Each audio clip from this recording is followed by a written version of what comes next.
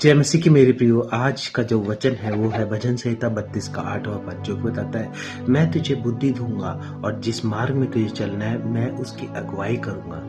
मैं तुझ पर कृपा दृष्टि रखूंगा और तुझको सम्मति दिया रखूंगा। यानी कि जब आप परमेश्वर के करीब होते हैं, उसके समीपता में जाते हैं, तो आपको परमेश्वर वो विजडम देता है और जिस विजडम से आप ये डिसाइड कर सकते हैं कि आपके लिए अच्छा कौन सा है। और परमेश्वर आगे बोलता है कि उस मार्ग की जो अगुवाई है वो परमेश्वर के द्वारा होगी और वो निरंतर एक बातचीत यानी कि एक ऐसा रिलेशनशिप बनेगा कि आप परमेश्वर से पूछताछ करके वो बताएगा कि तेरे लिए क्या अच्छा और तेरा बुरा है। तो ऐसे रिलेशनशिप को पाने के लिए क्या है, उसकी समीपता में जाए, हर दिन प्रार्थना में जाए, क्योंकि प्रार्थना में वो सामर्थ्य है। और परमेश्वर का वचन बोलता है, धर्मी जन की प्रार्थना बड़ी ताकतवर होती है, उसमें बड़ी सामर्थ्य होती है।